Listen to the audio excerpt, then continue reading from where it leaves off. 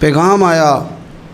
حضرت ابو بصیر اتنے بیمار تھے کہ نزع کا عالم تھا، لیکن اس عالم میں بھی انتظار تھا.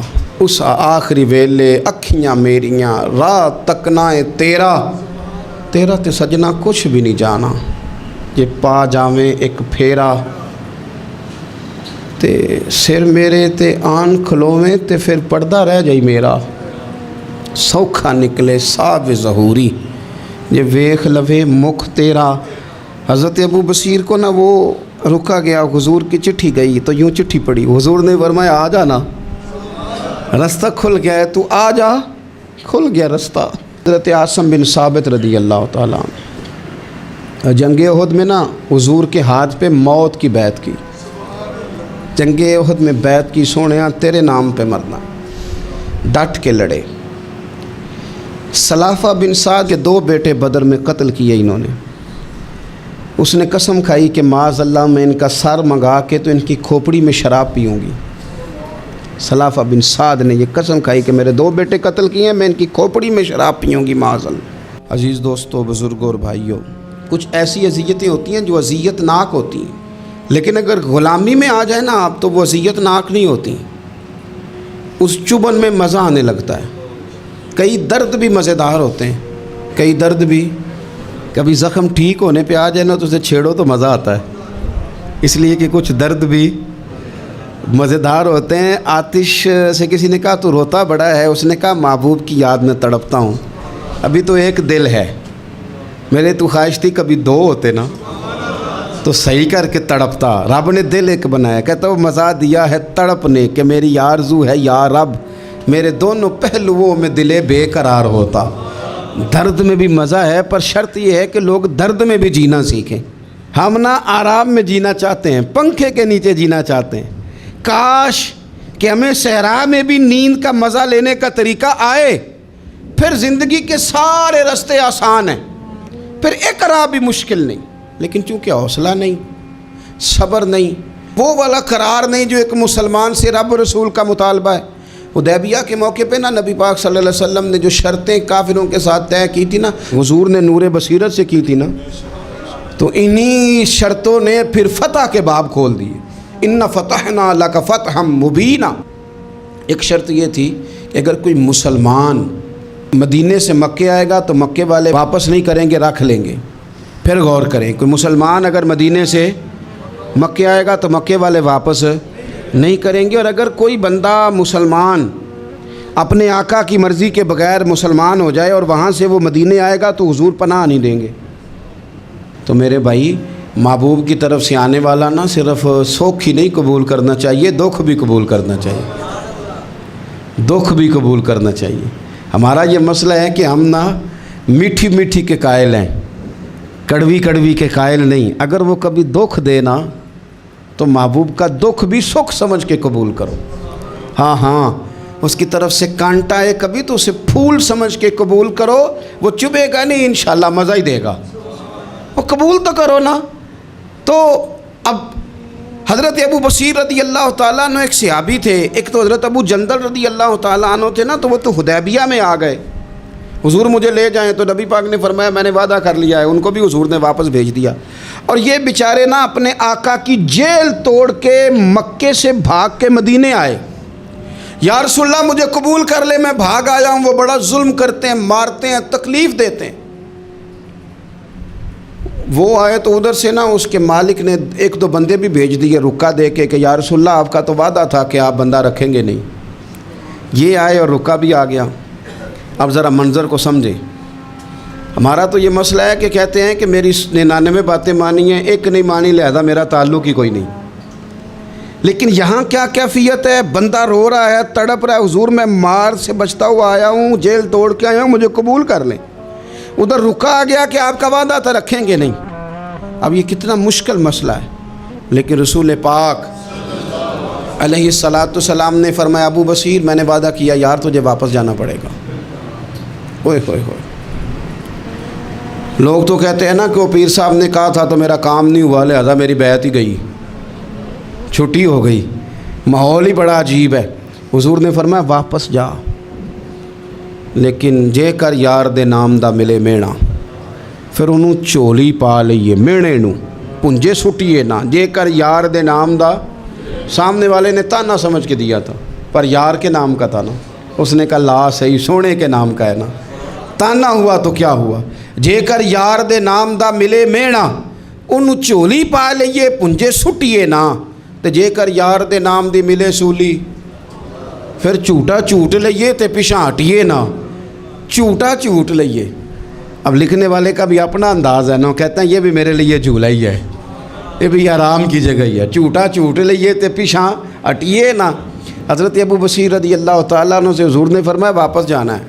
कहा सोने ठीक है, कोई शिकवा नहीं, कोई गिला नहीं, ये भी मेरे महबूब का हुक्म ही है। और क्या बात है, मेरे नबी वादों के पक्के हैं। क्या बात है, हुज़ूर ने जो कहा करके दिखाया। कहते हैं मैं वापस जा रहा था, एक दो बंदे साथ थे, जब मदीने की हद गुजर गई ना, हुज़ूर ने तो कहा था ना मदीने में पनाह नहीं देनी, तो मैंने उससे कहा यार तलवार बड़ी सोहनी है, ज़रा दिखाना। उसने दिखाई तो एक की मैंने गर्दन काट दी, दूसरा वैसे ही भाग गया। और भाग के हुज़ूर के पास आया जी, उसने तो मार दिया। तो सरकार फरमाने लगे मैंने तो वादा पूरा किया था ना, तुमसे नहीं संभाला गया तो मामला तुम्हारा है। अब हज़रत अबू बसीर रज़ी अल्लाह तआला अन्हु वापस आए, अर्ज़ की हुज़ूर अब मेरे लिए क्या हुक्म है। हुज़ूर ने फरमाया मियाँ हुक्म वही है, मदीने में हम नहीं रख सकते तुम। मदीने में सहाबा थे ना, हुज़ूर की बातों से खुशबू लेते थे, मदीने में नहीं रख सकते। हज़रत अबू बसीर कहते हैं मैं मदीने की सरहद से निकल गया, उस जगह चला गया जो ना मक्के की रियासत में था ना मदीने की। एक मकाम ईस था जहाँ मीठे पानी के कुएँ थे, वहाँ रहने लगा। हज़रत अबू जंदल को पता चला कि एक नया ठिकाना बन गया, वो भी जेल तोड़ के आ गए। 70 बंदे आ गए, वहाँ से काफ़िले गुज़रते थे काफिरों के, ये भी मुसलमानों को तंग करते थे। अगर मक्के से कोई काफ़िला गुज़रता था तो हमने भी इनको पकड़ा, काफिर का माल माले गनीमत असबाब बन गया। और वो जब काफ़िला लेके आते थे तो डरे होते थे, और इनको तो सताया था ना। कहते हमें सताया बड़ा था, हम तो इनकलाबी बन गए थे, हम तो रख लेते ना, बड़ी मिन्नत करते, बड़ी जान मुश्किल से छुड़ाते। 70 बंदे हो गए, फिर 300 हो गए। तब वो बशीर कहते हैं दुनिया मदीने जाती थी लेकिन हम तड़पते थे, हम तड़पते थे। रुत लंघ गई है फिर बाहर आंदी, ते अज चिट्ठियाँ मदीने आईयां नहीं। हम तड़पते थे कि यार कोई मौका मिले, रोज़ रात को रोते तड़पते। 300 इनकलाबियों का जत्था सब्र से बैठा है मदीने की सरहद पे, अंदर आने की इजाज़त नहीं, पर ग़ुलामी में रोज़ इजाफ़ा हो रहा है। सब्र देखो, ग़ुलामी में रोज़ इजाफ़ा होता है। तंग आ गए काफिर, पहले बड़ी डींगे मारते थे कि देखो हमने कैसी शर्त मनवाई है, कैसी शर्त मनवाई है कि उनका बंदा आएगा तो हम वापस नहीं करेंगे, हमारा जाएगा तो उन्हें करना पड़ेगा। फिर इतने तंग आए कि खुद आके कहने लगे हुजूर मेहरबानी करें, ये शर्त तो ख़त्म करें ना, और इन 300 को तो मदीने बुलाएं, मेहरबानी फरमाएं। हुजूर बड़े खुश हुए। आज ग़ुलामों के नाम पैगाम लिखा, ग़ुलामों के नाम पैगाम लिखा, चिट्ठी लिखी हुजूर ने। चिट्ठी किस चीज़ की लिखी? आ जाओ यार मदीने आ जाओ। चिट्ठी आई मदीने आने के लिए। हज़रत अबू बशीर के नाम चिट्ठी गई, आ जा यार मदीने, आ जा तेरे नाम पैगाम सब लाई है सरकार नबी से, और आया है बुलावा मुझे दरबार नबी से। पैगाम आया। हज़रत अबू बशीर इतने बीमार थे कि नज़ा का आलम था, लेकिन उस आलम में भी इंतज़ार था। उस आखिरी वेले अखियाँ मेरियाँ रात तकनाए तेरा, तेरा ते सजना कुछ भी नहीं जाना, जे पा जावें एक फेरा, ते सिर मेरे ते आन खलोवें ते फिर पर्दा रह जाई मेरा, सौखा निकले साब ज़हूरी, जे वेख लवे मुख तेरा। हज़रत अबू बशीर को ना वो रुका गया, हुजूर की चिट्ठी गई तो यूँ चिट्ठी पड़ी, हुजूर ने फरमाया आ जा ना, रास्ता खुल गया है, तू आ जा, खुल गया रास्ता। दुआ फरमाओ मदीने के रास्ते खुल जाएं, करो ना यार दुआ मदीने के रास्ते खुल जाएं। कुछ ऐसे हैं जिन्होंने सारे दुख सुनाने ही मदीने जाके होते, कुछ लोग ऐसे हैं जिनके दिल और कलेजे फटने को आ गए। दुआ करो रास्ते खुल जाएं। हुजूर ने फरमाया आ जा, तेरा राह खुल गया। हज़रत अबू जंदल कहते मैं सराहने खड़ा था, हज़रत अबू बशीर के ख़त पढ़ा, मुस्कुराए, इशारे से कहने लगे देख मेरे नबी का खाता है, हुजूर की चिट्ठी मेरे नाम आई है, पढ़ना। तो मैंने भी पढ़ी, पहले रोए, پھر کلمہ پڑھا، پھر میرا ہاتھ تھاما، روح ہی پرواز کر گئی ہمیشہ کے لیے، ہمیشہ کے لیے۔ وہ ظاہری جسم کے ساتھ تو مدینے نہ پہنچے، پر قبر میں گئے تو مدینے والے کی زیارت نصیب ہو گئی، قبر میں حضور کی زیارت نصیب ہو گئی۔ قبر میں حضرت ابو جندل کہتا ہے میں نے جنازہ پڑھا اور اسی مقام پہ جہاں انہوں نے انتظار کیا تھا نا، وہ مقام میں انتظار ان کا مزار بنا، مزار کے ساتھ مسجد بنی، مسجد کا نام مسجد ابو بصیر رکھا گیا۔ انہوں نے اس انتظار میں جان دے دی، پر صبر کیا، شکوہ نہیں کیا۔ یارو اتنی شکایتیں، اتنی شکایتیں، اتنے شکوے، ایک بات میرا اور کرنے کو دل کر رہا ہے۔ ایک صحابی تھے حضرت عاصم بن ثابت رضی اللہ تعالیٰ عنہ، جنگ احد میں نا حضور کے ہاتھ پہ موت کی بیعت کی، جنگ احد میں بیعت کی، سونیا تیرے نام پہ مرنا، ڈٹ کے لڑے۔ سلافہ بن سعد کے 2 بیٹے بدر میں قتل کیے انہوں نے۔ اس نے قسم کھائی کہ معاذ اللہ میں ان کا سر منگا کے تو ان کی کھوپڑی میں شراب پیوں گی۔ سلافہ بن سعد نے یہ قسم کھائی کہ میرے 2 بیٹے قتل کیے ہیں، میں ان کی کھوپڑی میں شراب پیوں گی معاذ اللہ۔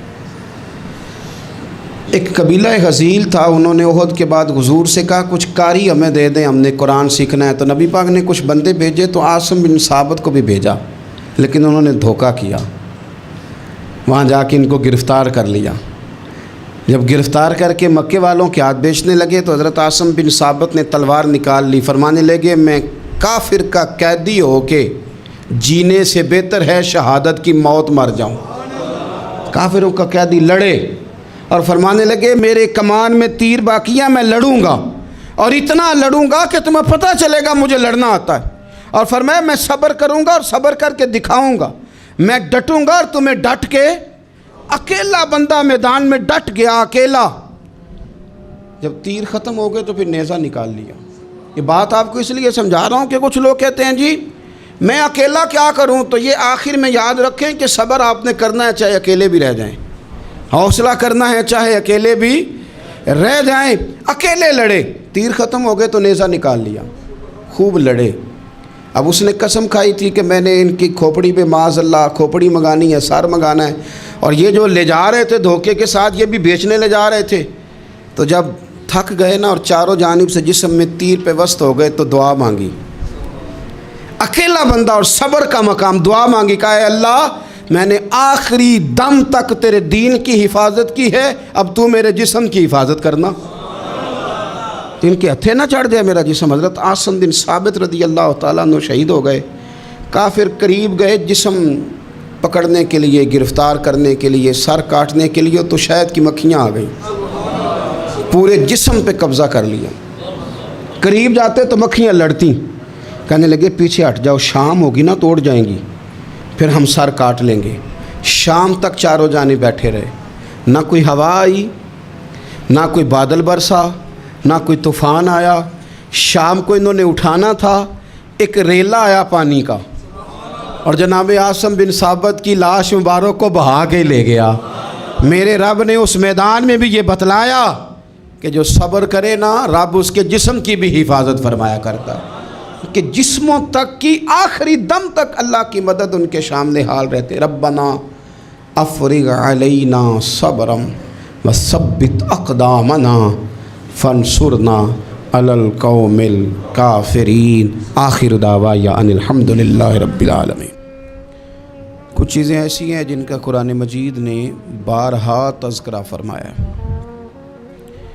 قرآن پاک کسی چیز کا ایک بات بھی ذکر کر دے تو وہ چیز ہمارے لیے دستور حیات اور منشور زندگی بن جاتی ہے، لیکن اگر اللہ تبارک و تعالیٰ کسی چیز کا بار بار تذکرہ فرمائے تو معنی یہ ہے کہ اس کی ہمیں بہت ہی زیادہ ضرورت ہے۔ ان چیزوں میں سے ایک چیز صبر ہے۔ قرآن پاک نے 100 سے زیادہ مرتبہ صبر کا تذکرہ فرمایا۔ اتنی بڑی بات کو سمجھیے گا کہ 100 سے زیادہ مرتبہ قرآن پاک نے تذکرہ کیا ہے صبر کا، اور مختلف انداز میں۔ کہیں فرمایا کہ وبشر الصابرین، اے محبوب صبر کرنے والوں کو خوشخبری سنا دیجیے۔ کہیں فرمایا ان اللہ مع الصابرین، بے شک اللہ صبر کرنے والوں کے ساتھ۔ تو مختلف انداز میں مختلف طریقوں سے اللہ تعالیٰ نے صبر کا تذکرہ فرمایا۔ سوسائٹی کے اندر، معاشرے کے اندر اور مسلمانوں کے اخلاقی رویوں کے اندر اگر صبر کو داخل کر لیا جائے تو ہم محسوس کریں گے کہ ہماری زندگی نہ صرف یہ کہ آسان ہو گئی ہے بلکہ محبتوں والی ہو گئی ہے، چاہتوں والی ہو گئی ہے۔ ہمارے رشتے ایک دوسرے سے ٹوٹ نہیں رہے بلکہ بننا شروع ہو گئے۔ تھوڑا سا صبر بہت ساری چیزوں کو ٹوٹنے سے بچا لیتا ہے۔ قرآن مجید کی جو آیہ کریمہ میں نے تلاوت کی، یہ سورہ آل عمران کی آخری آیت ہے۔ اللہ تعالیٰ نے فرمایا یا ایھا الذین آمنوا اصبروا وصابروا، اے ایمان والو صبر کرو صابر بنو۔ اے ایمان والو صبر کرو اور صابر بنو۔ کیا مطلب؟ پہلے صبر کا مطلب یہ ہے کہ اگر تمہیں کوئی ذاتی تکلیف پہنچے تو اس پر صبر کرو۔ وصابروا، اس کا معنی یہ ہے کہ اگر دشمن کے مقابلے میں کسی اور کی طرف سے کوئی تکلیف آئے تو اس پر بھی صبر کرو۔ پھر فرمایا ورابطوا، اور ہمیشہ کمر بستہ رہو، اسلامی سرحدوں کے پہرے دار رہو۔ واتقوا اللہ، اللہ سے ڈرتے رہو۔ لعلکم تفلحون، اس امید پر کہ اللہ تمہیں کامیابی عطا فرما دے، تم فلاح پا جاؤ۔ یا ایھا الذین آمنوا اصبروا وصابروا، اے ایمان والو صبر کرو اور صابر بنو۔ صبر کرو، صابر رہو، یعنی جو ذاتی تکلیف آئے اس پر بھی صبر کرو۔ اور مصابرہ کا معنی سامنے سے آنے والی تکلیف، اگر بیماری آ گئی، کوئی پریشانی آ گئی، کہیں کوئی اپنا دنیا سے چلا گیا تو یہ ذاتی تکلیف ہے، اس پر بھی صبر کرنا۔ اور اگر اپنوں نے، بیگانوں نے کوئی تکلیف پہنچا دی، کوئی اذیت دے دی، وہ اذیت کئی صورتوں میں ہو سکتی ہے۔ تانا بھی ایک اذیت ہے، طنز بھی ایک اذیت ہے، کسی شخص کے بارے میں غلط کلمہ کہنا بھی ایک اذیت ہے، اور مقابلے میں کھڑے ہو جانا، لڑائی کرنا، یہ بھی ایک اذیت ہے۔ اس پر بھی صبر کرو۔ ورابطوا، اور اس طرح کرو کہ کمر بستہ رہو، جد و جہد کرتے رہو۔ واتقوا اللہ، اللہ سے ڈرو۔ لعلکم تفلحون، تاکہ تم کامیاب ہو جاؤ۔ صبر جب آپ کرتے ہیں نا اور صبر کا ارادہ کرتے ہیں تو اللہ تعالیٰ صبر کی توفیق بھی عطا فرماتا ہے۔ ہم نے یہ دیکھا ہے کہ ہمارے پاس نعمتوں کی کمی نہیں، ہمارے فریزر خوراک سے بھرے ہوئے ہیں، ہمارے دسترخوانوں پہ انواع و اقسام کی چیزیں چنی ہوئی ہیں، ہماری الماریوں میں کئی ہمارے لباس تیار شدہ لٹکے ہوئے ہیں، ہماری جیبوں میں ہماری ضرورت کا سرمایہ اللہ نے ہمیں دے دیا ہے۔ لیکن اس کے باوجود جو لوگ ایک دوسرے سے پیار نہیں کر پا رہے، جو ایک دوسرے کے قریب نہیں جا پا رہے، تو اس کی وجہ یہ ہے کہ صبر نہیں رہا، حوصلہ نہیں رہا، کسی چیز کو برداشت کرنا ہمارے مزاج کا حصہ ہی نہیں رہا۔ اور پھر چونکہ امت مسلمہ نے انقلاب برپا کرنا تھا، دنیا کو پیغام حق دینا تھا، اگر ان کے اندر حوصلہ ہی نہیں ہوگا، اگر انہیں صبر ہی نہیں کرنا آئے گا، استقامت ہی نہیں ہوگی، کہیں رکنا ہی نہیں آئے گا، تو یہ میدانوں کو سر کیسے کریں گے؟ کامیابیاں کیسے ان کا مقدر بنے گی؟ رمضان المبارک میں بھی ماحول یہ ہو کہ افطاری سے 1 گھنٹہ پہلے نظر پوری ٹک جائے گھڑی پہ، اور تھوڑا سا بھی صبر مشکل ہو۔ اور رمضان المبارک میں سحری کے وقت میں اگر دہی والی دکان پہ بھی جھگڑا ہی ہو رہا ہو، اور شام کو سامان خریدنے میں بھی اگر بحث ہی ہو رہی ہو، تکرار ہو، جھگڑا ہو، تو پھر سیکھا کیا؟ پھر وہ جو ہمیں تربیت دی جا رہی تھی کہ ہم نے صبر کرنا ہے، تو پھر ہم نے اس میں حاصل کیا کیا؟ حدیث پاک سنیں گے، آپ کی طبیعت بڑی ٹھنڈی ہوگی۔ میرے نبی پاک صلی اللہ تعالیٰ علیہ وسلم نے ارشاد فرماتے ہیں کہ جو بندہ سوال سے بچنا چاہے گا، ارادہ کرے گا اللہ میں نے کسی سے نہیں مانگنا، فرمایا جو سوال سے بچنا چاہے گا رب اسے سوال سے بچا لے گا۔ اور جو لوگوں سے بے نیاز ہونا چاہے گا، کہے گا یا اللہ مجھے دنیا داروں کا محتاج نہ بنا، اپنی بارگاہ سے عطا فرما۔ جو لوگوں سے بے نیاز ہونا چاہے گا اللہ لوگوں سے بے نیاز کر دے گا۔ اور فرمایا جو صبر کا ارادہ کرے گا اللہ اسے صبر کی توفیق بھی عطا فرما دے گا۔ ارادہ تو کرے، پروگرام تو بنائے، توفیق تو اللہ دے گا. جو صبر کا ارادہ کرے گا اللہ صبر کی توفیق بھی عطا کر دے گا. اور حضور صلی اللہ تعالیٰ علیہ وسلم فرمانے لگے یاد رکھو کسی بندے کو جو بہترین تحفہ دیا گیا ہے نا، اگر کسی کو کوئی بہترین عطیہ ملا ہے تو پھر اللہ تعالیٰ نے اسے صبر عطا فرمایا ہے. یہ بہترین تحفہ ہے، اس سے زندگی سنور جاتی، اس سے انسان باوقار اور مطمئن ہو جاتا ہے، اس سے اس کے شب و روز آسانی سے بیتتے ہیں، وہ دنیا کی پک ڈنڈیوں سے آسانی سے گزر کے اللہ کی بارگاہ عالی مرتبت میں سرخرو ہو کر حاضر ہو جاتا ہے. لیکن اگر بے حوصلہ ہو، صبر نہ ہو، پھر نقصان روز بروز بڑھتا ہے. اور پھر میرے رسول پاک صلی اللہ تعالیٰ علیہ وسلم ارشاد فرماتے ہیں کہ اصل بات یہ ہے کہ اللہ تعالیٰ نہ کسی بندے کا درجہ بلند کرنے کا ارادہ فرماتا ہے، لیکن اس کے اعمال اس طرح کے نہیں ہوتے کہ اس کا درجہ بلند کیا جائے. اب رب کیا کرتا ہے، اللہ تعالیٰ اس کو مال کی، جان کی، اولاد کی کسی مشکل میں ڈال دیتا ہے. اس مصیبت پر وہ بندہ صبر کرتا ہے تو اللہ تعالیٰ اس کا درجہ بلند فرما دیتا ہے. اعمال اس قابل نہیں تھے کہ درجات بلند ہوں، وہ اعمال کی بنیاد پر نہیں کر سکتا تھا تو اللہ نے کسی مشکل میں ڈال کے نہ اپنے فضل سے درجہ بلند کر دیا.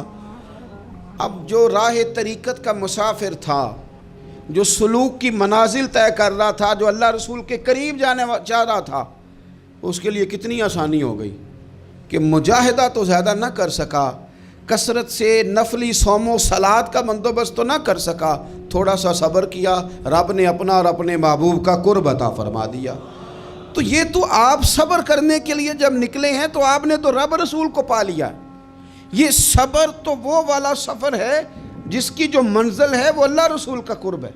ہم لوگ تھوڑی تھوڑی باتوں میں حوصلہ ہار جاتے ہیں، صبر چھوڑ جاتے ہیں، پریشانی بڑھ جاتی ہے. پتہ نہیں ایسے محسوس ہوتا ہے کہ جیسے یہی بندہ دنیا کا سب سے دکھی بندہ ہے. تو ایک تو یہ کہ ذاتی حیثیت سے صبر کرے، ایک یہ کہ پھر دشمن کا جب مقابلہ ہو، آمن نصبرو و صابرو، آپ کا جب مقابلہ سامنے کسی کے ساتھ ہو تو پھر تیر، تلواریں، اسلحہ، بندوقیں یہ نہیں زیادہ لڑتی.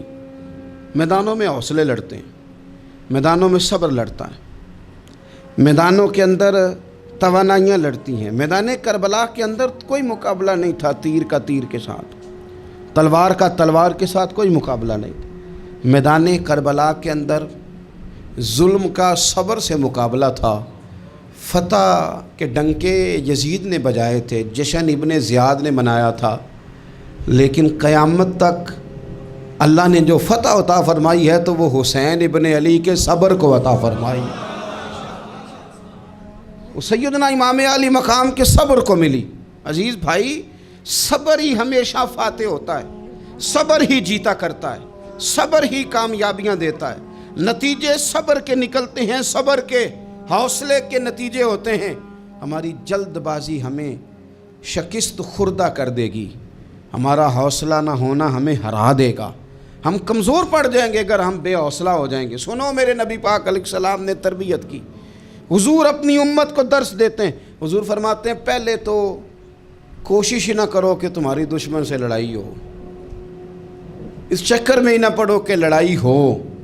مسلمان امن والے ہیں، یہ پرامن لوگ ہیں، یہ امن پسند ہیں، یہ داعی امن ہیں، یہ معاشرے میں مومن ہونا امن کی علامت ہے. فرمایا پہلے تو یہ پروگرام ہی نہ بناؤ کہ تمہاری لڑائی ہو، اور فرمایا پھر اگر ہو جائے نا تو پھر صبر کے ساتھ مقابلہ کرو، پھر ڈٹ کے مقابلہ کرو، اور پھر یاد رکھو کہ یہ جو جنت ہے یہ تلواروں کے سائے میں ہے. جنت تلواروں کے سائے میں تمہیں ملے گی. پھر ڈٹنا سیکھو. پہلے تو بات یہ کہ تم یہ ارادہ ہی نہ کرو لڑائی، اور اگر کبھی ہو جائے وہ لوگوں کو بتاؤ کہ ہیں ہم پرامن لوگ، پر دین کے لیے کھڑا ہونا ہو تو پھر ہم سے زیادہ کسی کو کھڑا بھی نہیں ہونا آتا، پھر ہم سے زیادہ کسی کے پاس طاقت بھی نہیں. حضرت مولا علی شیر خدا رضی اللہ تعالیٰ عنہ کے زمانے میں کفر کے ساتھ ایک جنگ ہو رہی تھی، تو کافروں نے نا جاسوس بھیجے کہ یار پتہ تو کرو مسلمانوں کی تیاری کس طرح کی ہے. تو جاسوس واپس جا کے کہنے لگا سمجھ کوئی نہیں آئی ان کی، وہ تو راہب قسم کے لوگ ہیں، صوفی قسم کے لوگ ہیں، وہ تو کٹے ہوئے ہیں دنیا سے، مسلوں پہ بیٹھ جاتے ہیں، رات کو تو لگتا ہے دنیا سے تعلق ہی کوئی نہیں، لیکن سویرے اٹھ کے میدان میں تلوار لے کے نکلتے ہیں تو لگتا ہے ان سے بڑا مجاہد ہی کوئی نہیں۔ یہ عجیب لوگ ہیں کہ رات کو مسلح پہ بیٹھے ہیں تو لگتا ہے کٹ گئے دنیا، یہ صوفی لوگ ہیں، درویش ہیں۔ یہی مسلمان کی شان ہے، ہو ہلکا یاراں تو برے شم کی طرح نرم، رزم حق و باطل ہو تو فولاد ہے مومن، ادھر آ ستمگر ہنر آزمائیں، تو تیر آزما ہم جگر آزمائیں۔ ہم تجھے اپنا حوصلہ بتاتے ہیں کتنا، دیکھ ہمارے حوصلے سے ٹکرا کے دیکھ یہ کتنا طاقتور اور مضبوط ہے۔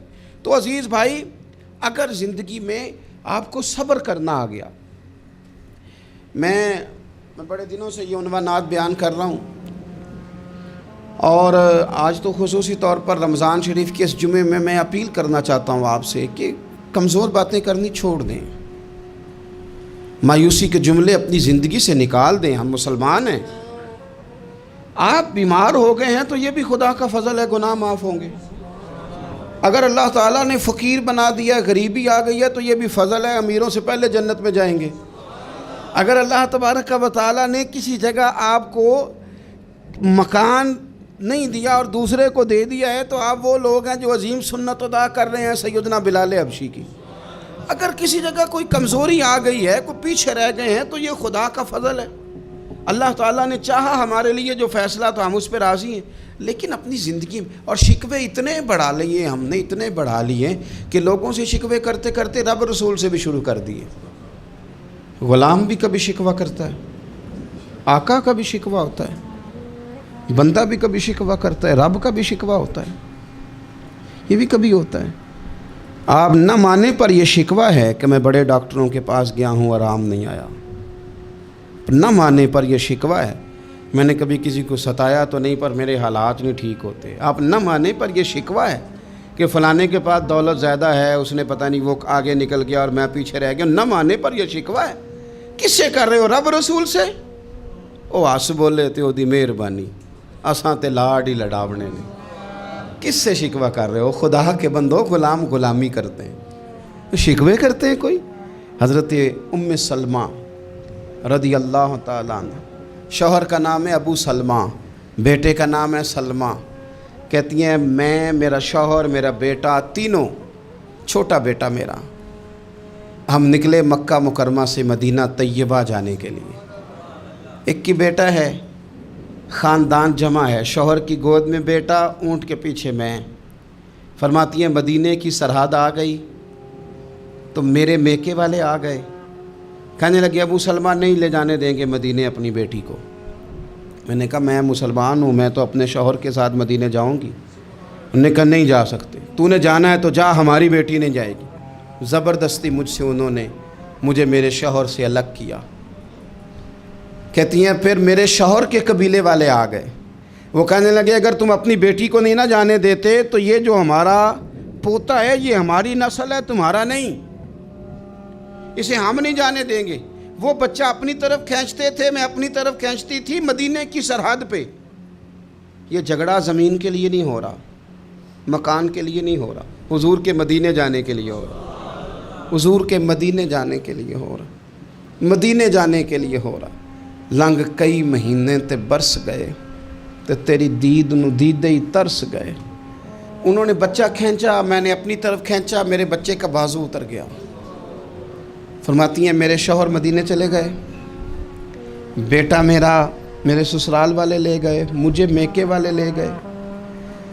آج بھی کچھ سیانے بندے کہتے ہیں اس کو نکال دو اور بچے چھین لو۔ ان کا بھی خیال تھا کہ بیٹا لے جائیں گے نا تو ابو سلمہ بھی مدینے سے واپس آ جائے گا، یہ بھی واپس آ جائے گی۔ اور یار اتنا بڑا بھی ظالم کوئی نہیں ہوگا جو ماں باپ سے بچے جدا کرے۔ فرماتی ہیں کہ وہ لے گئے چھین کے، میں میکے چلی گئی۔ لوگ روٹی کھاتے تھے، میرے حلق سے نہیں گزرتی تھی، زمانہ سویا کرتا تھا، میں سو نہیں پاتی تھی۔ بیٹا کہاں، شوہر کہاں، میں کہاں۔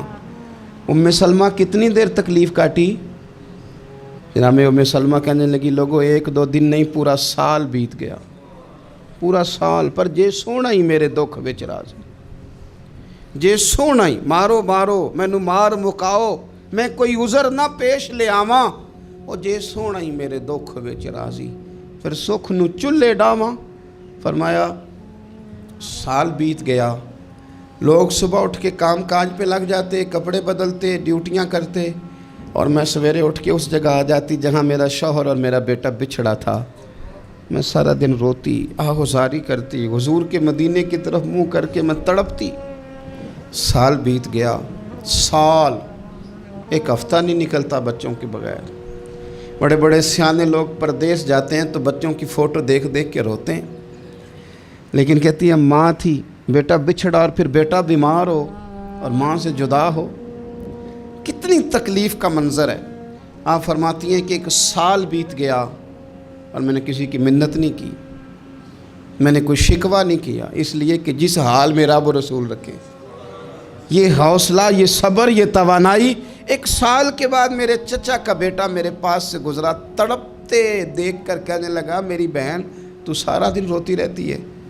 تو میں نے کہا بھائی تمہیں کیا بتاؤں، اس کا شوہر چلا جائے، بیٹا جدا ہو جائے، وہ کیا کرے گی؟ فرماتے اس نے جا کے میرے باپ سے، اپنے والد سے، میرے خاندان والوں سے کہا اس کی سزا کب ختم ہوگی؟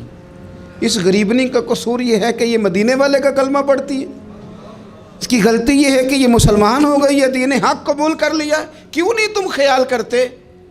کہتے ان کے دل نرم ہوئے، وہ رضامند ہوئے مجھے مدینے جانے پہ۔ پھر اس نے کوشش کی میرے سسرال پیغام بھیجے، کب بس کرو، اور بچہ تو چڑیا کا جدا ہو جائے تو وہ تڑپا کرتی ہے، اور تم نے ایک جیتی جاگتی ماں کا بیٹا جدا کیا ہے۔ وہ بھی نرم ہوئے، رب نے اسباب بنائے، میرا بیٹا مجھے ملا۔ کہنے لگے تو رہ جا، میں نے کہا نہیں، تم مسلمان نہیں ہو، تمہیں پتہ نہیں نا، میں یہاں نہیں رہ سکتی، مجھے مدینہ ہی جانا ہے۔ اکیلی اتنا سفر، جنگلوں کا رستہ، پہاڑی رستہ طے کر لو گی؟ میں نے کہا میں کر لوں گی۔ جنوں ویک کے ٹھر دیاں اکھیاں نے تو جنوں ویک کے ٹھر دا سینہ ہے، ربا تیری ساری خدائی چ ایک کی تے شہر مدینہ ہے۔ کہتی میں اونٹ پہ بیٹھی، بیٹا میں نے گود میں بٹھا لیا، میں سفر کرنے لگی، پر دل میں کھٹکا تھا کہ اتنا لمبا سفر، بیٹا چھوٹا ہے، کیسے کروں گی؟ کہتے مجھے عثمان بن طلحہ مل گئے، کہنے لگے کہاں جا رہی ہو بہن؟ میں نے کہا مدینے۔ کہنے لگے اکیلے جاؤ گی؟ میں نے کہا جانا تو ہے نا، کوئی ساتھ چلے نہ چلے پر شہر رسول تو جانا ہے نا۔ آپ فرماتی ہیں میں نے عثمان بن طلحہ سے نیک بندہ کوئی نہیں دیکھا، میرے اونٹ کی لگام تھام لی۔ جب مجھے اونٹ پہ بٹھاتے تھے نا، اونٹ بٹھا کے چلے جاتے تھے، میں بیٹھ جاتی تھی تو آ کے لگام تھامتے تھے۔ جب کہیں مجھے اتارتے تھے تو اونٹ بٹھا کے چلے جاتے تھے، میں اتر جاتی تھی تو اونٹ کو باندھتے تھے۔ سونا ہوتا تھا تو اونٹ بٹھا دیتے، میں اتر جاتی، وہ دور جا کے لیٹ جاتے۔ فرماتی تھی پھر میرے لیے میرے رب نے اسباب پیدا کیے اور میں مدینہ پہنچی، میں شوہر سے ملی، اور لوگوں میرے نصیب دیکھو، میں رہنے کہاں لگی؟ حضور کے مدینے میں، شہر رسول میں، شہر رہ پائے نظر ہوش میں آ، یہ کوہ نبی ہے۔ میں حضور کے حرم کی زمین اور قدم رکھ کے چلنا، ارے سر کا موقع ہے او جانے والے، مدینے کے خطے خدا تجھ کو رکھے، غریبوں فقیروں کے ٹھہرانے والے۔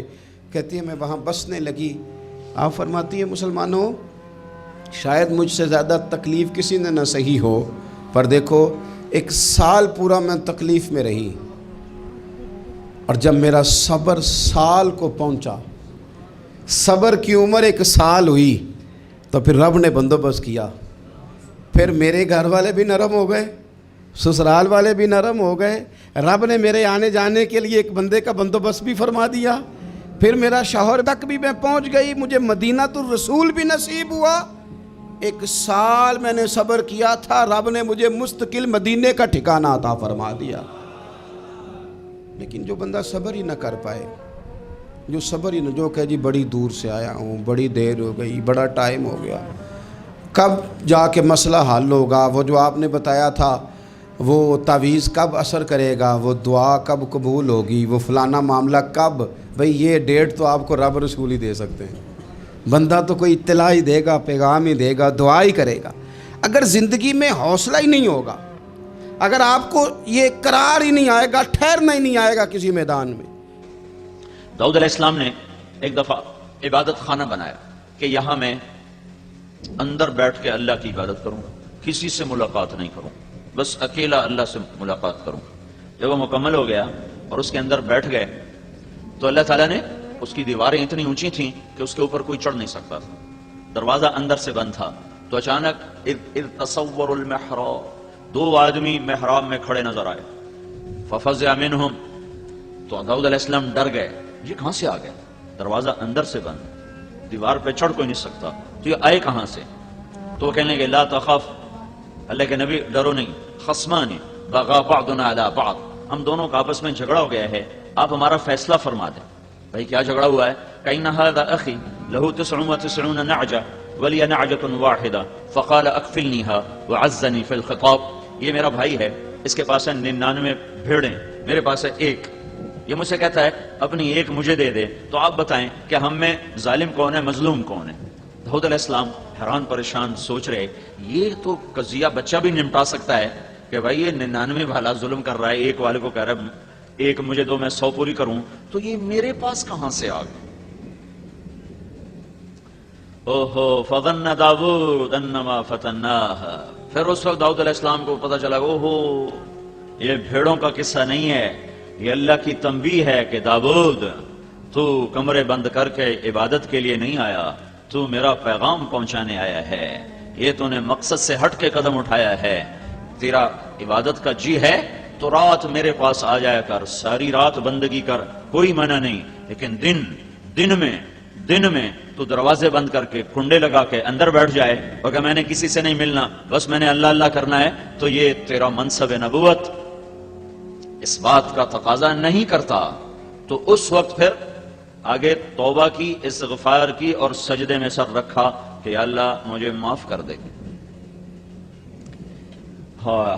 یہی بات اللہ اپنے حبیب سے کہتا ہے، میرے نبی قم اللیل الا قلیلا نصفہ او انقص منہ قلیلا او زد علیہ ورتل القرآن ترتیلا انا سنلقی علیک قولا ثقیلا ان لک فی النہار سبحا طویلا. میرے محبوب تیرا دن میں کام ہے بہت زیادہ، تو رات مجھے دیا کر، رات کو اٹھا کر تیری میری بات ہونا بھی ضروری ہے.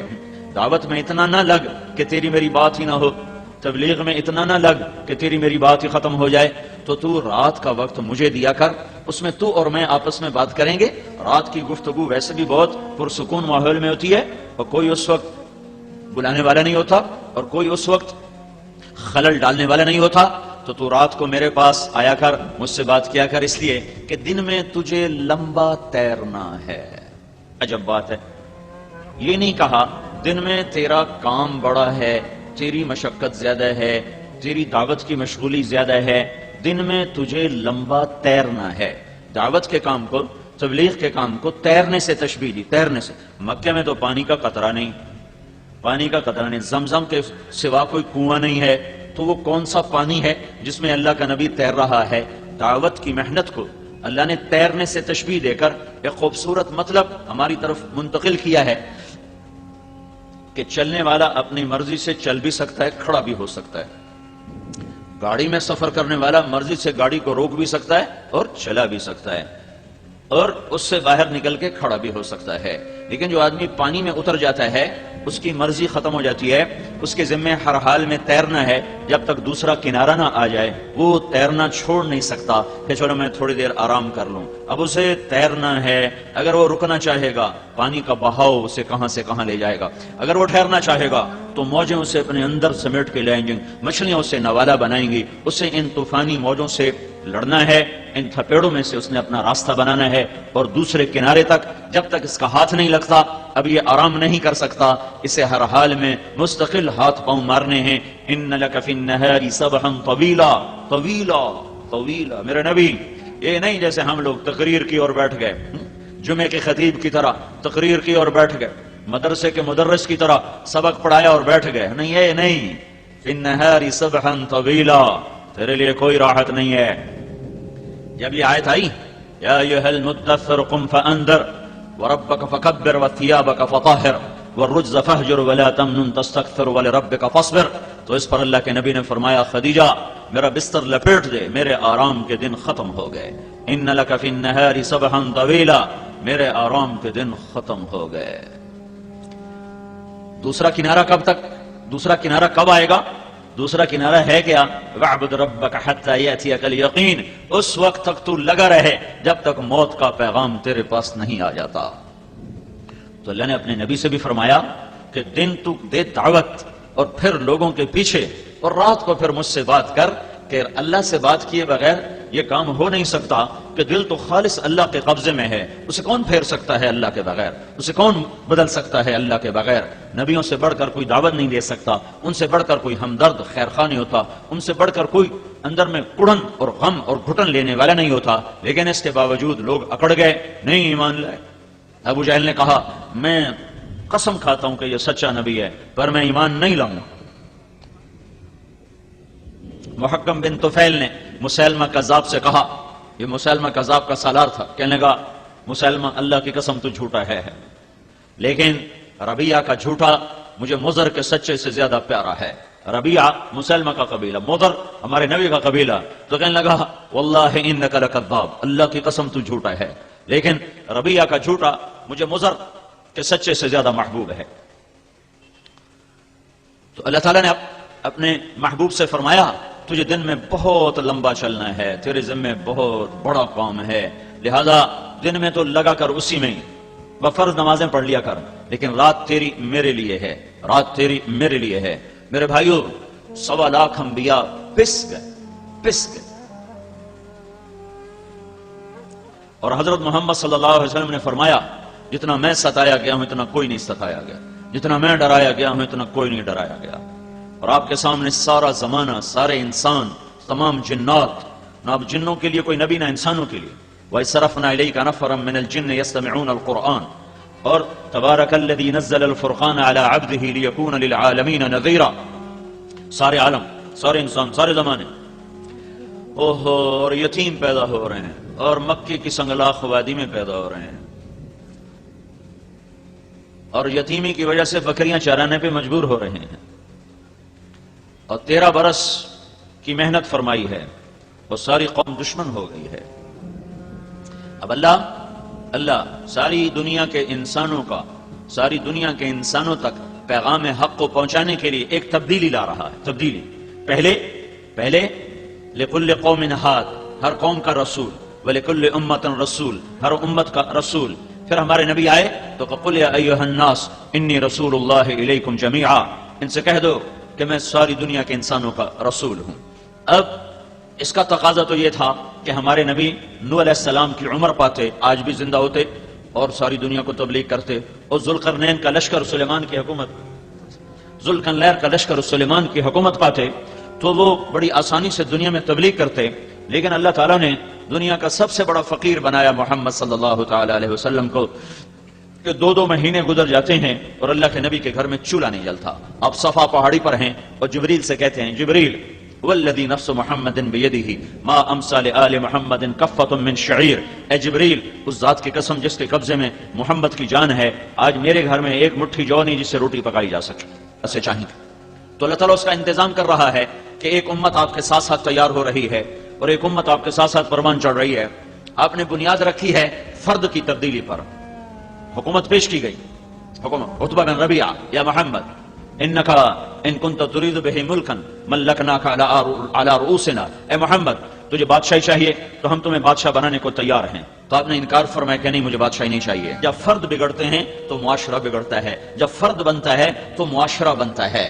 جیسے ایک اینٹ سے گھر بنتا ہے، اگر اینٹیں خراب ہیں تو گھر خراب بنے گا، اگر اینٹیں صحیح ہیں تو گھر صحیح بنے گا۔ اللہ تعالیٰ نبیوں کو طاقت دے کر نہیں بھیجتا، فقیر بنا کے بھیجتا ہے کہ اگلا طاقت سے متاثر ہو کر کلمہ نہ پڑھے، پیسہ دے کر نہیں بھیجتا کہ اگلا پیسے سے متاثر ہو کر کلمہ نہ پڑھے، قربانی دے کر بھیجتا ہے، دلائل دے کر بھیجتا ہے، حقائق دے کر بھیجتا ہے، پھر وہ پیش کرتے ہیں، جس کا نصیب ہوتا ہے وہ لیتا ہے، اور جو نفس و شیطان کا غلام بنتا ہے وہ کفر کے اندھیروں میں گم ہو کر اپنے آپ کو ہلاک کر بیٹھتا ہے۔ تو میرے اللہ تعالیٰ نے جب ساری دنیا کے انسانوں تک اپنا پیغام پہنچانے کا ارادہ فرمایا تو مکے میں نبی بھیجا اور امت کو اس کے قائم مقام فرمایا۔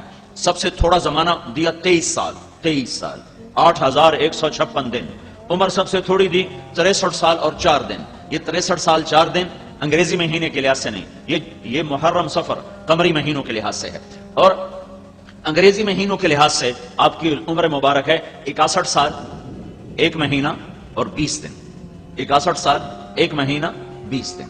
اور چاند کے لحاظ سے آپ کی عمر مبارک ہے 63 سال اور 4 دن. اتنے تھوڑے عرصے میں سارے عالم کے انسانوں تک پیغام پہنچانے کا نظام بنایا جا رہا ہے. تو کیا کیا اللہ تعالیٰ نے؟ کیا کیا؟ امت کو ساتھ کھڑا کیا ہے. 13 برس کی محنت ہوئی اور کوئی آدمی ایمان نہیں لایا سوائے 250 آدمیوں کا. تو اللہ نے ہجرت کا حکم دیا. تو آپ 27 صفر شب جمعہ اور 13 ستمبر 622 عیسوی اور نبوت کا 13واں سال، نبوت کا 13واں سال ہے اور 14واں سال ہے نبوت کا. آپ نکلے ہیں گھر سے شب جمعہ 27 صفر اور 622 عیسوی 13 ستمبر ابوبکر صدیق کے ساتھ آپ غار ثور میں چھپے ہیں. 3 راتیں 2 دن آپ نے وہاں قیام کیا ہے. اور اس کے بعد آپ ابوبکر اور عامر بن فہیرہ اور عبداللہ بن عریقط، یہ 4 آدمیوں کا قافلہ مدینے کی طرف ہجرت کا حکم ہوا ہے کہ آپ مکہ چھوڑو مدینے جاؤ. آپ 23 ستمبر 622 کو آپ تشریف لے جاتے ہیں قبا کی بستی میں. 2 ہفتے آپ وہاں قیام فرماتے ہیں، مسجد کی بنیاد رکھتے ہیں، مسجد بناتے ہیں اور پھر اس کے بعد 500 انصار مدینہ کے ساتھ آپ مدینے کی طرف تشریف لے جاتے ہیں. آپ کے جانے سے پہلے ہی مدینے میں اسلام پھیل چکا ہے. تو ہر گھر میں کوئی نہ کوئی آدمی کلمہ پڑھ چکا ہے، ہر گھر میں کوئی نہ کوئی آدمی مسلمان ہو چکا ہے. تو آپ جب 2 ہفتے مدینے میں قیام فرماتے ہیں، جمعہ کا دن زوال کے قریب آپ اپنی اونٹنی پر تشریف فرماتے ہیں اور 500 انصار مدینہ کے ساتھ آپ مدینے کا سفر فرماتے ہیں. راستے میں بنو سالم کا محلہ آتا ہے، وہاں جمعے کا وقت داخل ہوتا ہے، زوال کا ہوتا ہے. تو آپ وہاں جمعے کی نماز ادا فرماتے ہیں. اور جمعے کی نماز کے بعد سارے سردار آگے قطار بنا کے کھڑے ہوتے ہیں. بنو سالم، بنو مالک، بنو بیازا، بنو عبد الاشل، بنو نجار، بنی مالک، یہ سارے بنو عبد، یہ سارے یوں کھڑے ہوئے ہیں اور ہر ایک کہہ رہا ہے یا رسول اللہ ہمارے پاس تشریف لائیں، ہمارے پاس تشریف لائیں، ہمارے پاس تشریف لائیں. اور آپ فرما رہے ہیں یہ اونٹنی کو اللہ کا امر ہو چکا ہے، یہ جہاں میرے اللہ کا امر ہوگا یہ وہاں جا کے بیٹھ جائے گی. تو جمعہ کی نماز کے بعد اس جمعے میں عبداللہ بن سلام آتے ہیں، بنو قینقاع، یہ بنو سالم کے ساتھ رہتے تھے. تو آ کے سنتے ہیں کہ اللہ کا نبی کیا کہتا ہے اور یہ کون ہے میں دیکھوں. جب اللہ کے نبی کو دیکھا تو چہرے سے نور نبوت نظر آیا. پھر آپ کا خطبہ سنا تو اس میں ایک جملہ تھا، اطعم الطعام وافشوا السلام وصلوا الارحام وصلوا باللیل والناس نیام تدخلوا الجنة بالسلام. کھانے کھلاؤ، سلام پھیلاؤ، رشتہ داروں سے حسن سلوک کرو، لوگ سوئے ہوئے ہوں تم اٹھ کے اللہ کو یاد کرو تو سلامتی کے ساتھ اللہ کی جنت میں داخل ہو جاؤ. ان کلمات کو سن کر عبداللہ بن مسعود نے فرمایا یہ کلام نبی کے سوا کوئی نہیں کہہ سکتا. اس خوبصورت انداز میں، اس بلاغت کے ساتھ نبی کے سوا کوئی یہ کلام نہیں کہہ سکتا ہے. تو جب آپ مدینے میں داخل ہوتے ہیں تو یہ جمعے کا دن ہے، جمعے کی نماز پڑھی جا چکی ہے، عورتوں کو خبر مل چکی ہے، بچوں کو خبر مل چکی ہے، مرد تو سارے پہنچے ہوئے باہر. کچھ ضعیف لوگ ہیں جو مدینے میں ہیں تو عورتیں چھتوں پہ چڑھی ہوئی ہیں کہ اللہ کے نبی کو دیکھنے کے لیے کیسے ہیں، اور بچیاں بچے وہ باہر آ چکے ہیں جہاں سے وہ گھاٹی تھی جس سے چڑھ کر جو نیچے اترتے تھے تو آگے مدینہ آتا تھا. یہ سمجھو یہ پہاڑی ہے، یہاں سے راستہ آتا ہے، آگے یہ وادی ہے، یہاں مدینہ ہے. ادھر سے اللہ کے نبی تشریف لائے اور آپ کی اونٹنی یوں پہاڑ کے اوپر نمودار ہوئی ہے. پھر آپ کا چہرہ مبارک سامنے آیا ہے. جو ہی آپ کے چہرے پر نظر پڑی تو مدینے کی بچیوں کے منہ سے بے ساختہ نکلا. کسی نے پڑھایا نہیں تھا، کسی استاد نے یاد نہیں کرایا تھا. جب اللہ کے نبی آئے تو تم نے یہ نظم پڑھنی ہے. یہ ان کی فطری فصاحت، فطری بلاغت اور فطری ان کا ادب تھا کہ ساری بچیوں کے منہ سے بے ساختہ بیک وقت نکلا طلع البدر علینا، وہ 14ویں کا چاند آ گیا، وہ 14ویں کا چاند طلوع ہو گیا. طلع البدر علینا، طلع البدر علینا من ثنیات الوداع وجب الشکر علینا ما دعا للہ داع ایها المبعوث فینا جئت بالامر المطاع جئت شرفت المدینہ مرحبا بک یا خیر داع. یہ فی البدی اشعار تھے، کسی نے یاد نہیں کرائے تھے، کسی نے پٹی نہیں پڑھائی تھی. اپنے اندر کے ادب اور فصاحت کے ساتھ ان بچیوں نے کہا طلع البدر، وہ 14ویں کا چاند چڑھ آیا، ودا کی گھاٹی سے چڑھا ہے، ہم پہ شکر واجب ہو گیا ہے. آپ تشریف لائے ہیں، آپ نے ہمارے مدینہ کو، یہ بچیوں نے کہا جئت شرفت المدین، مدینے کا نام ہے یثرب. یثرب غم کی جگہ، غم کی جگہ کو کہتے ہیں یثرب. تو اللہ کے نبی کی عادت تھی جس نام کا مطلب صحیح نہیں ہوتا تھا اسے بدل دیا کرتے تھے، بدل دیتے. تو بچیوں نے کہا کہ آپ نے ہمارے مدینہ کو، مدینہ شہر کو کہتے ہیں، ویسے مدینہ شہر، مدینہ نام کوئی نہیں، مدینہ شہر کو کہتے ہیں، قریہ بستی کو کہتے ہیں. تو انہوں نے کہا کہ اے اللہ کے رسول، آپ نے ہمارے شہر کو روشن کر دیا. یہ لفظ اللہ کے نبی کو پسند ہے. جی تشرفت المدینہ، تو آپ نے وہاں پہنچتے ہی اس کا نام یثرب سے ہٹا کر مدینہ رکھ دیا ان بچیوں کے اس خوبصورت کلمات پر اور اشعار پر. طلع البدر علینا من ثنیات الوداع وجب الشکر علینا ما دعا للہ داع ایها المبعوث فینا جیت بالامر المطاع جیت شرفت المدینہ مرحبا بک یا خیر داع. یہ آخری جو جملہ تھا اس میں یہ لفظ آیا تو اللہ کے نبی نے اسے پسند فرمایا اور یثرب کا نام مدینہ رکھ دیا. 10 سال آپ نے یہاں محنت فرمائی ہے. اس کے بعد آپ 12,000 حجاج کو لے کر آپ مکہ کی طرف تشریف لے جا رہے ہیں اور 4 ذو الحج کو آپ مکہ پہنچتے ہیں تو 12,000 حجاج تقریباً 1 لاکھ میں تبدیل ہو چکے ہیں. پھر آپ 9 ذو الحج کو پہنچتے ہیں حج کے میدان میں تو یہ 1,25,000 24,000 میں تبدیل ہو چکے ہیں. اور عصر کے قریب یہ آیت آپ پر اترتی ہے. الیوم اکملت لکم دینکم واتممت علیکم نعمتی ورضیت لکم الاسلام دینا. یہ آیت آج اتر رہی ہے کہ میرے محبوب، میں نے آج دین کو کامل کر دیا اور مکمل کر دیا اور اس کا نام میں نے اسلام رکھا ہے. اب قیامت تک کا یہ دستور حیات ہے. ومن یبتغ غیر الاسلام دینا فلن یقبل منہ. اسلام کو چھوڑ کر جو شخص زندگی گزارے گا وہ اللہ کے دربار میں مردود ہو جائے گا. تو آپ نے پھر 10 تاریخ کو آپ مینا کی طرف چلے ہیں. رات مزدلفہ کے قیام ہے اور آپ نے فضل بن عباس رضی اللہ تعالیٰ عنہ کو اپنے پیچھے بٹھایا ہوا ہے اور آپ بڑے شیطان کے پاس پہنچتے ہیں. اونٹنی سے اترتے ہیں تو اسامہ رضی اللہ تعالیٰ عنہ آپ کی اونٹنی کی نکیل پکڑ لیتے ہیں اور بلال رضی اللہ تعالیٰ عنہ آپ کے سر کے اوپر چادر تانتے ہیں اور آپ 7 کنکر مارتے ہیں. اور پھر مجمع سارا وہیں اکٹھا ہو چکا ہے تو وہاں آپ 9 تاریخ کا خطبہ دوبارہ دہراتے ہیں ایک جملے کے اضافے کے ساتھ. فَلْيُبَلِّغِ الشَّاهِدُ الْغَائِبُ. یہ جملہ 9 تاریخ کو نہیں ہے، یہ 10 تاریخ کو ہے کہ الیوم اکملت لکم دینکم کے بعد یہ دین اب مکمل ہو چکا ہے اور ادھر میرے جانے کا وقت آ چکا ہے. تو میرے بعد میری امانت، میرا دین یہ دنیا میں کون پھیلائے پہنچائے گا؟ تو یہ انتظام کیا جا رہا ہے. آپ خطبہ دیتے ہیں اور اس میں ایک جملے کا اضافہ ہے کل والے تقریر سے. فَلْيُبَلِّغِ الشَّاهِدُ الْغَائِبُ. میرا پیغام آگے پہنچانا تمہارے ذمہ ہو گیا. عالم نہیں کہا کہ میرا پیغام عالم پہنچائیں، عامل نہیں کہا کہ میرا پیغام عمل کرنے والے پہنچائیں. عمل والے تبلیغ کریں، بے عمل تبلیغ نہ کریں. جیسے ہمارے یہاں مشہور ہے کہ پہلے عمل کرو پھر تبلیغ کرو. اگر عمل نہیں کرتے تو تمہاری تبلیغ کا کوئی فائدہ کوئی نہیں. بھائیو، میرے نبی کا فرمان ہے الدال علی الخیر کفاعلہ. اگر میں نے کسی سے کہا کہ بیٹا حفظ کر لے اور وہ قرآن کا حافظ بن گیا اور میں حافظ نہیں ہوں تو مجھے اس کے حافظ بننے کا اجر ملے گا. میں نے کسی کو کہا کہ بھائی تہجد پڑھ، بڑے اجر کی چیز ہے، اور میں خود تہجد نہیں پڑھتا، اس کے تہجد پڑھنے کا مجھے اجر مل گیا. الدال علی الخیر کفاعلہ. یہ بات غلط ہے کہ عمل نہ ہو تو تبلیغ نہیں ہو سکتی ہے. عمل کے ساتھ بھی دعوت دینا ہے، عمل نہیں ہے پھر بھی تبلیغ کا کام کرنا ہے. اللہ کے نبی نے ایسا لفظ بولا ہے جس نے امت کے ہر فرد کو جکڑ لیا ہے. فَلْيُبَلِّغِ الشَّاهِدُ الْغَائِبُ. بتانے والے میرا پیغام آگے پہنچا دیں. الشاہد بتانے والے، بتانے والے. عمل والے ہوں تو بہت سونے پہ سہاگا ہے، علم والے ہوں تو اور بھی اعلیٰ درجے کی چیز ہے. لیکن علم نہیں ہے تو بھی بتا، علم ہے تو بھی بتا، عمل ہے پھر بھی بتا، عمل نہیں ہے پھر بھی بتا. کہ عالم کہاں؟ ہر دور میں عالم ہمیشہ تھوڑے، ہر دور میں عمل والے ہمیشہ تھوڑے. تو کیا تبلیغ کا کام سب سے چھٹی ہو جائے، سب کو معاف کر دیا جائے؟ کہ نہیں. کنتم خیر امت اخرجت للناس تأمرون بالمعروف وتنہون عن المنکر وتؤمنون باللہ. اے میرے محبوب کی امت، تم بڑی اعلیٰ بہترین امت ہو کہ تم میرے پیغام کو پہنچاتے ہو، بھلائیوں کو پھیلاتے ہو، برائیوں کو روکتے ہو اور اس کا صلہ مجھ سے لیتے ہو. ایمان یہاں اخلاص کے معنی میں ہے کہ اس کا صلہ تم لوگوں سے واہ واہ کی شکل میں یا مال کی شکل میں یا شیرینی کی شکل میں یا تحفے تحائف کی شکل میں نہیں لیتے ہو، بلکہ اس کا صلہ تم صرف اللہ تعالیٰ سے لیتے ہو. اللہ نے اس امت کو یہ آج منصب دے رہا ہے، آج یہ وظیفہ دیا جا رہا ہے. فَلْيُبَلِّغِ الشَّاهِدُ الْغَائِبُ. میرا پیغام آگے پہنچاؤ. پھر آپ نے پھر آپ نے 100 اونٹ منگوائے جو آپ کے ساتھ تھے قربانی کے. اس میں سے 63 کو الگ کیا، پھر ان سے 5 کو الگ کیا. ان 5 میں سے ایک آپ کے سامنے کھڑا کیا گیا. آپ نے اس کو برچھا مارا، کھڑے ذبح کیے، نحر گردن میں ایسے یوں کر کے.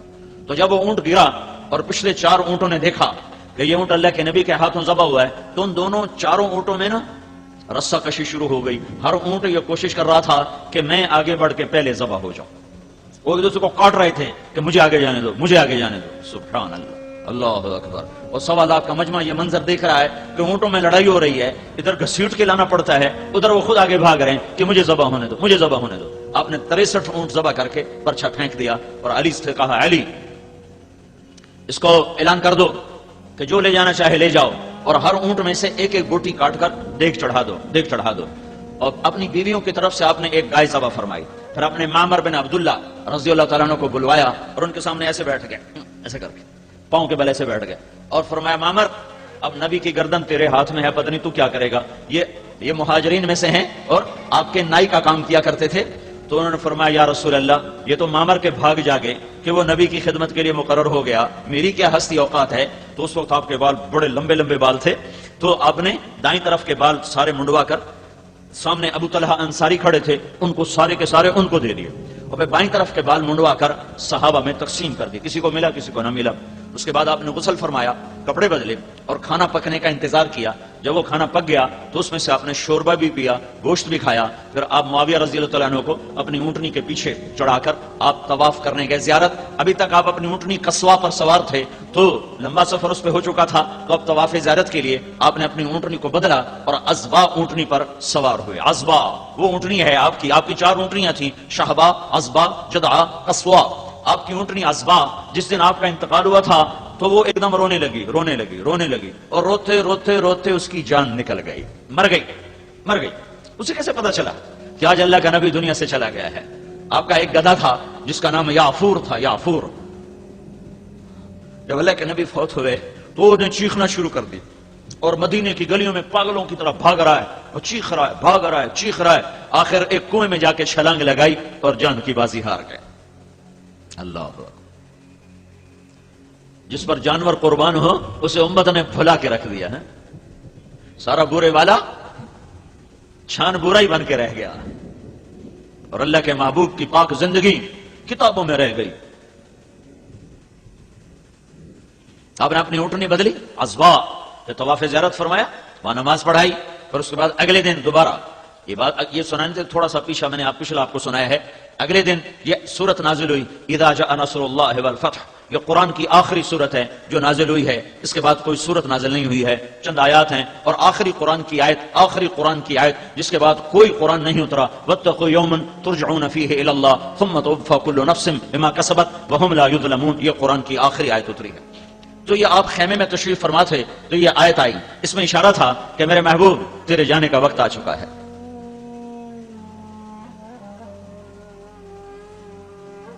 تیرے جانے کا وقت آ چکا ہے. فسبح بحمد ربک واستغفر. تیاری کرو. تو آپ اس دن نکلے ایک دم اس آیت کے اترنے کے بعد، اس سورت کے اترنے کے بعد، اور آپ نے جمرات کی رمی فرمائی، پہلا اور دوسرا اور تیسرا. ہر جمرے کو رمی، ہر شیطان کو رمی کرنے کے بعد آپ بیت اللہ کی طرف منہ فرما کے دعا مانگی آپ نے. اور یہ دعا اتنی دیر مانگی جتنی دیر میں سورہ بقرہ پڑھی جاتی ہے. سورہ بقرہ یہ کوئی پونے گھنٹے کی دعا آپ نے مانگی. پھر دوسرے شیطان کو کنکر مارے، پھر کوئی پونے گھنٹے کی دعا مانگی. پھر تیسرے شیطان کو کنکر مارے. پھر مجمع آپ کے کچھ ساتھ تھا، کچھ خیموں میں تھا. تو آپ وہاں اپنی اونٹنی پر تشریف فرما ہوئے. ابو بکر رضی اللہ تعالیٰ عنہ آپ کی اونٹنی کے ایسے نیچے کھڑے تھے، ایسے ہی منہ کے نیچے ہی، اور اونٹنی کا لعاب ابو بکر کے کندھے پر گر رہا تھا، یوں گر رہا تھا. انہیں ایسے اونٹنی کی نکیل کو پکڑا ہوا تھا. تو اس میں اللہ کے نبی نے یہ جملہ بولا، ایھا الناس عسى الا تلقوني بعد عامی ھذا. جو درد ہے اس جملے میں تمہیں بتا نہیں سکتا ہوں. اے ہائے، مرنے والا جب حسرت سے دیکھتا ہے اپنی اولاد کو تو وہ جو بولتا ہے وہ الفاظ نہیں ہوتے، وہ دوری دھار کا خنجر ہوتا ہے جو قلب و جگر کو چیر کے رکھ دیتا ہے. تو آپ کو نظر آ گیا تھا کہ میرے رب نے میرے روانہ ہونے کا اعلان کر دیا ہے.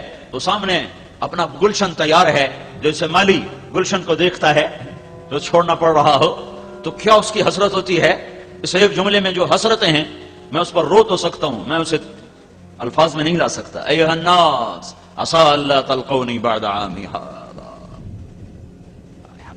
لوگو یہ میری تمہاری آخری ملاقات ہے. آج کے بعد تم مجھے دیکھ نہ پاؤ گے. اس 11 تاریخ کے خطبے میں اب جب مینا میں عرفات میں جب آپ کو کسی بات کی ضرورت پڑتی تھی تو ربیہ بن امیہ، ربیہ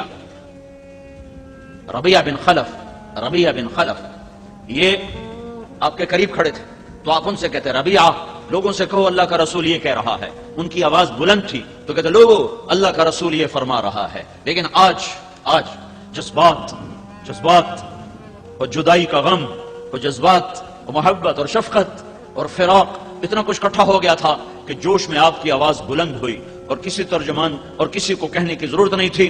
4 میل لمبی وادی ہے مینا کی، مزدلفہ کے ابتدا اور مینا کے آخری کنارے تک اللہ کے نبی کی آواز بغیر سپیکر کے جا رہی تھی، اور سننے والے جو سامنے کھڑے تھے وہ بھی ایسے سن رہے تھے جیسے آخری خیمے والا. خیموں میں بیٹھی عورتوں نے سنا، سارے آدمی تو ساتھ نہیں آئے تھے کنکر مارنے، کچھ ساتھ آ گئے تھے، کچھ خیموں میں تھے، عورتیں بھی، مرد بھی، بوڑھے بھی. تو آپ کی آواز اتنی بلند ہوئی ہے جوش میں، جذبات میں، کہ مینا کے آخری کنارے تک اور پہاڑوں کی چوٹیوں تک آپ کی آواز پھیل رہی تھی. اور اس میں آپ نے یہ جملہ 3 دفعہ دہرایا، فَلْيَبَلِّغِ الشَّاهِدُ الْغَائِبُ، میرا پیغام آگے پہنچا دو، میرا پیغام آگے پہنچا دو، میرا پیغام آگے پہنچا دو. اور یہی 11 تاریخ کو آپ نے کہا، 10 کو نہیں یہ کہا، 9 کو نہیں کہا، 11 کو کہا، الا هل بلغت